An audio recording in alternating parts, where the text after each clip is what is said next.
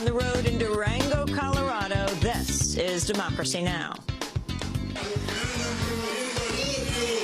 To those who promote hate, to those who promote social poison, to those who are always trying to deny all the good things that happen in Venezuela, I invite them to dialogue, to debate, and to work together for Venezuela, for the Bolivarian people, for the Bolivarian Venezuelan Venezuela. President Hugo Chavez wins his fourth presidential election in a race seen as his strongest challenge yet. We'll go to Caracas to speak with actor and activist Danny Glover, who monitored the election. Then as protests mount over a tar sands oil pipeline from Canada to Texas, we're just hours from what could be the first tar sands strip mine in the United States. Many people know about the destruction in Alberta, Canada, of tar sands, and they're already aware and they've seen the images, but they don't know that it's an imminent threat here. Activists have been working very hard over the last 2 years to stop the Keystone XL pipeline with some good success. There's still a lot of action surrounding that, but we have a chance right now to stop this project through mobilizing that network. We'll get an update from 2 Utah residents. Then we'll speak with a community radio activist from here in Durango who was diagnosed with cancer. There I was, with cancer and without insurance.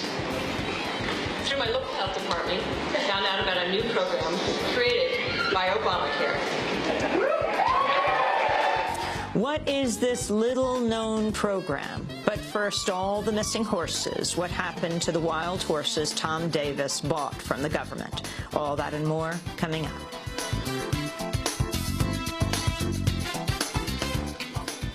Welcome to Democracy Now!, democracynow.org, The War and Peace Report. I'm Amy Goodman. We're broadcasting from Durango, Colorado. Republican presidential candidate Mitt Romney has overtaken President Obama in a new national poll in the aftermath of their first debate last week. The Pew Research Center has Romney leading Obama by 4 points among likely voters after trailing him by 8% last month. The two are tied among registered voters at 46%, Obama's lowest mark in the Pew poll in over a year. On Monday, Romney delivered a speech attacking President Obama's foreign policy, the subject of their next debate in 1 week. I know the President hoped for a safer, freer, and more prosperous Middle East allied with us. I share this hope. But hope is not a strategy. We can't support our friends and defeat our enemies in the Middle East when our words are not backed up by deeds, when our defense spending is being arbitrarily and deeply cut, when we have no trade agenda to speak of, and the perception of our strategy is not one of partnership, but of passivity.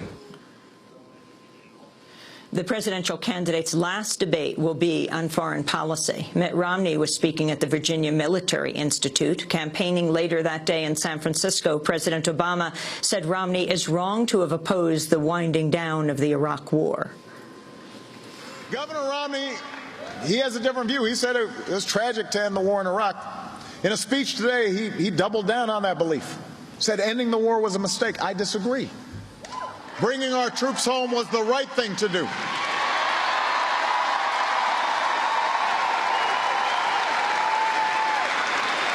And every brave American who wears the uniform of this country should know that as long as I'm Commander-in-Chief, we will sustain the strongest military the world's ever known.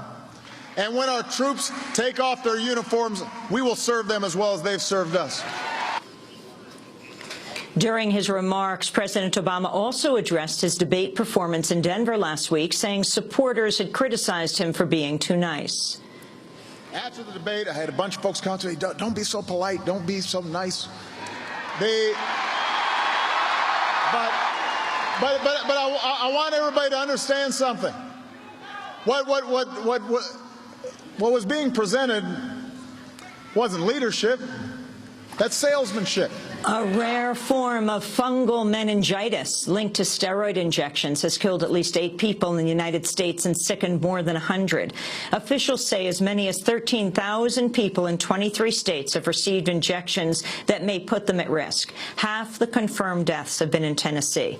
A hospital announced the death of another patient late Monday, potentially bringing the national death toll to 9. The outbreak has brought attention to an apparent gap in the regulation of compounding pharmacies that produce produce medications from drug ingredients. Tennessee's health commissioner warned consumers to avoid recalled drugs from the New England Compounding Center.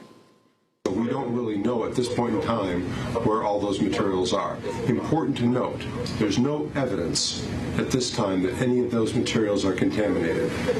They are being recalled out of an abundance of caution. That having been said, certainly anybody that's in possession of materials that say New England Compounding Center or NECC on the label should not use them. Nigerian soldiers angered by the death of an officer have shot and killed more than 30 civilians. The militant Islamic group Boko Haram is active in the area, but a journalist at the scene said there were no signs the dead were militants. Soldiers also set fire to dozens of homes and businesses. One Nigerian soldier said the attack came in response to a bombing earlier in the day that killed a lieutenant.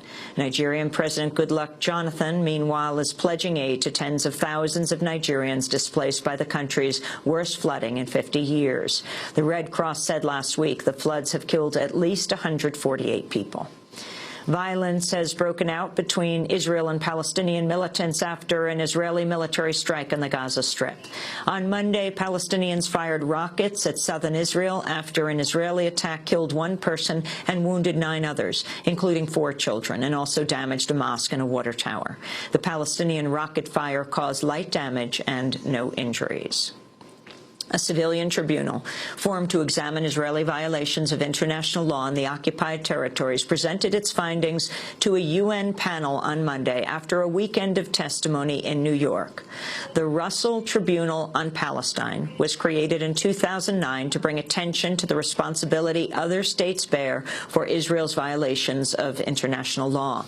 Presenting their summary, 2 of the tribunal's jurists, human rights attorney Michael Mansfield and scholar and activist Angela Davis, said Israeli violations are impossible without U.S. government backing. The tribunal finds that Israel's ongoing colonial settlement expansion, its racial separatist policies, as well as its violent militarism, would not be possible without the United States' economic, military, and diplomatic support. The Russell Tribunal session here in New York will give us the opportunity to further persuade people who believe in justice and equality and peace in this country that they should join the campaign for solidarity with Palestinian people and Palestinian freedom. Police in the Maldives have arrested the ousted President Mohamed Nasheed after he ignored a summons to appear in court. Nasheed is facing charges of illegally ordering the arrest of a judge appointed by Maumoon Abdul Gayoom, who ruled the Maldives for 30 years before Nasheed became its first democratically elected president in 2008. Nasheed was ousted earlier this year in what he described as a coup at gunpoint by Gayoom's supporters. Nasheed is well known internationally for his activism around the issue of global warming, which he says threatens the survival of a small island country. On Monday, supporters of Nasheed said he was pepper-sprayed and dragged away by police to jail. To see our interview with President Nasheed, you can go to our website at democracynow.org. And in Pakistan, a 14-year-old who campaigned for the education rights of girls is undergoing medical treatment after being shot. Malala Yousafzai was on her way home from school in an area of northwest Pakistan when an unidentified man stopped the vehicle she was traveling in.